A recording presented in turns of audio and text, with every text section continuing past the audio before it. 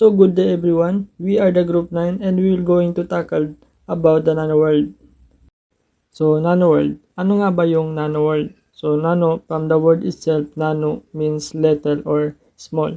So these are the things that cannot be seen by our naked eye. So ginagamitan siya ng mga microscope devices para mas maging visible or mas maging clear yung mga bagay-bagay o ang isang object. Scanning probe microscopy or SPM. To view and manipulate nanoscale objects, including individual atoms and molecules. Some high-powered electron microscopes use very tiny, sharp tips that move across the surface of the object. This method is called scanning probe microscopy or SPM. So, scanning probe microscopy or SPM is a branch of microscopy that forms image using a physical probe that scan a specimen. Founded in 1891 with the invention of the scanning tunneling microscope, an instrument for imaging surface at atomic level. So the most common type of scanning probe microscope is the atomic force microscope or AFM. Atomic force microscopy is a novel technique that uses a sharp tip to scan a sample, mapping the contours of a surface to record image typically at atomic scale. That will be all. Next reporter, please. Origin of nanoscience. First, Feynman's famous speech titled "There's Plenty of Room at the Bottom" is often regarded as one of the catalysts for the field of nanoscience. In this speech, Feynman discussed the potential of manipulating individual atoms and molecules, laying the conceptual groundwork of nanotechnology. Next is Muhammad M. Atala, an Egyptian engineer, and Dawn Kang, a Korean engineer, are credited with fabricating the first metal oxide semiconductor field effect transistor, or MOSFET, in 1960 while working at Bell Labs. The MOSFET played a pivotal role in the advancement of microelectronics and eventually nanotechnology. Next is Atala and Kang work also involved the fabrication of nanolayer-based transistors. Atala and Kang work also involved the fabrication of nanolayer-based transistor, particularly metal semiconductor or MS junction transistors. These transistors utilize thin films of materials such as gold with nanoscale thicknesses, showcasing early exploration into nanoscale device fabrication and functionality. So next is nanotechnology. So the term nanotechnology was first used by Norio Taniguchi in 1974. So is a study of what happens when things get very, very small. So it refers to the science, engineering, and technology conducted at the nanoscale, which is about 1 to 100 nanometers. So it employs the study and amplification of exceptionally small things in materials, science, engineering, physics, biology, and chemistry. Nanometer. A nanometer is a unit of measurement commonly used in nanotechnology, which is the study and manipulation of materials on a molecular or atomic scale. It is an incredibly small unit of measurement, equal to just 1 billionth of a meter. To put that in perspective, a nanometer is approximately 100,000 times smaller than the diameter of a human hair. So the term nanometer is derived from the Greek word, which is nanos, meaning dwarf. As a unit of measurement, it was first used to describe the wavelength of light in the late 80s. However, it wasn't until the development of electron microscopy in the 1930s that scientists were able to directly observe individual particles and structures on a nanometer scale. So today, the measurement of nanometer is used in a wide range of fields, including electronics, medicine, material science, and energy. So for example, the transistors in computer chips are typically only a few nanometers in size, while the size of viruses and bacteria can be measured in tens or hundreds of nanometers. So the large examples of nanometer is tennis ball is 1 centimeter, ants 1 millimeter, human hair 100 micrometer, animal cell 10 micrometer, bacteria is 1 micrometer. The small example of nanometer is virus 100 nanometer, DNA 10 nanometer, molecules 1 nanometer. So types of microscope used in nanoscience and nanotechnology. The first one is electronic microscope. It is uses a beam of accelerated electrons as source of illumination. In 1930, German engineers Ernst Ruska and Max Knoll built the first electron microscope. So electron microscopes are used to investigate the ultra-structure of a wide range of biological and inorganic specimens including microorganisms, cells, large molecules, biopsy samples, metals, and crystals. Second, atomic force microscope, a high-resolution scanning probe microscope that can measure in fractions of a nanometer. So was pioneered by the Nobel Prize winner Gerd Binning in 1986 along with Calvin Quates and Christoph Gerber. So atomic force microscopy or AFM is a powerful technique that enables the imaging of almost any type of surface, including polymers, ceramics, composites, glass, and biological samples. So AFM is used to measure and localize many different forces, including adhesion strength, magnetic forces, and mechanical properties. So the third is scanning, tunneling, and microscope, an instrument for imaging surfaces at the atomic level.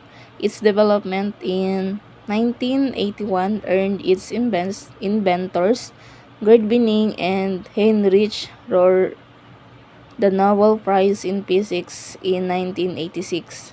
So scanning tunneling microscopy has been widely applied in research and manufacturing in fields spanning from biology to material science to microelectronics. It can be used to image topography, measure surface properties, manipulate surface structures, and to initiate surface reactions. Advantages and disadvantages of the nano world. First advantages is offers the potential for new and faster computers.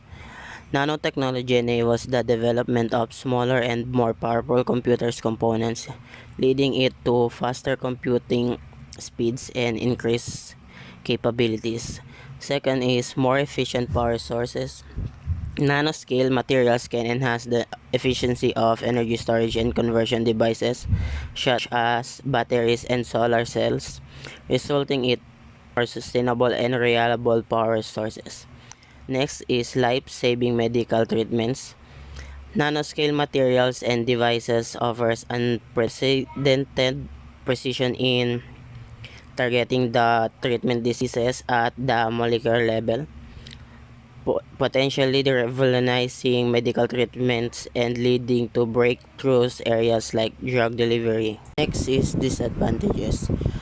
First, economic disruption. The rapid advancement of nanotechnology can disrupt traditional industries and business models, leading to job displacement and economic uncertainty in some factors. Next advantages is possible threats to security, privacy, and health and environmental. Threats to security. Nanoscale materials could be used for malicious purposes such as the development of advanced weaponry or surveillance technology, posing security threats to individuals, organizations, and nations. Privacy and health.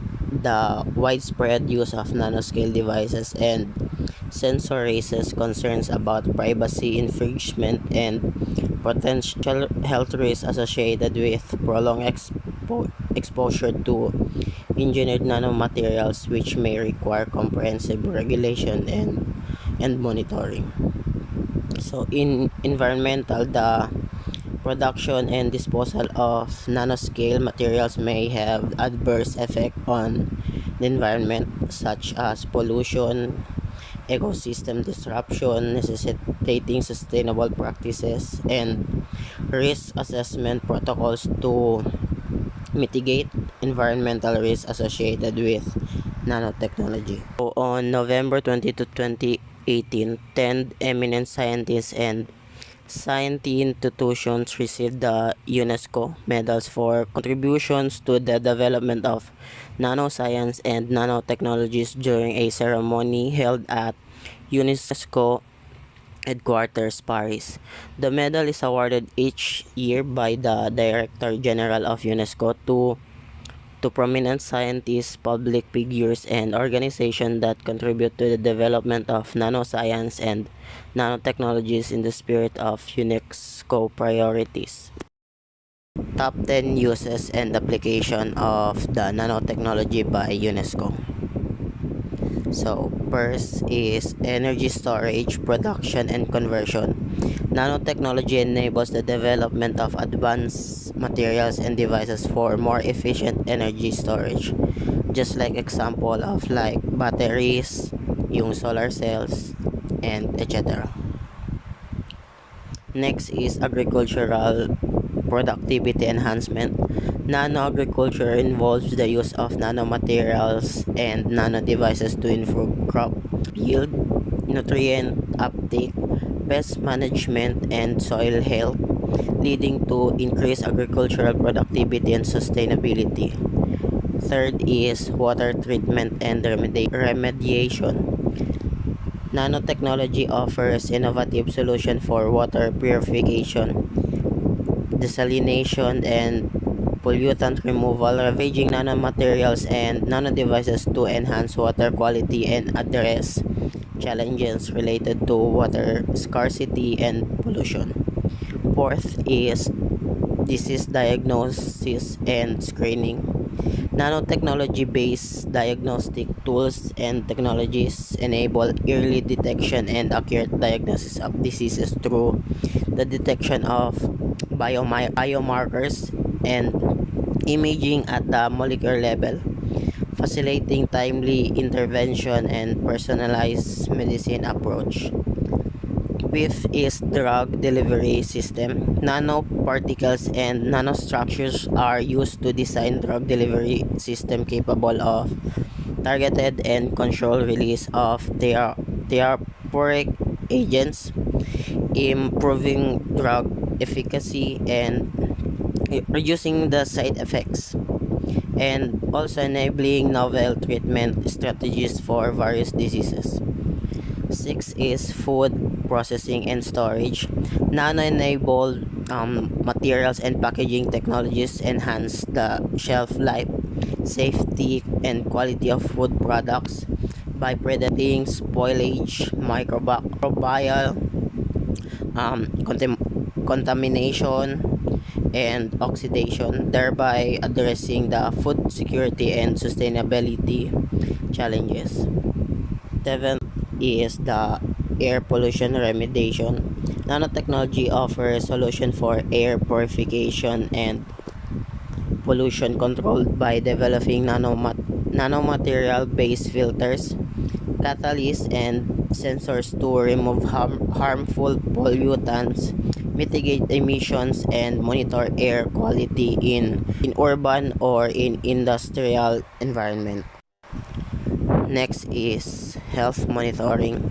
Nanotechnology enables wearable devices and biosensors allow continuous monitoring of vital signs, biomarkers, and environmental factors, providing real-time health data for disease prevention, management, and personalized healthcare intervention. And lastly, the vector and pest detection and control. Nanotechnology-based sensors and devices are used for detecting, monitoring vectors, just for example, like mga mosquitoes, and pests in agricultural, urban, and public health settings, and enabling early detection, targeted intervention, and environmentally friendly pest management strategies. So that would be all. Thank you.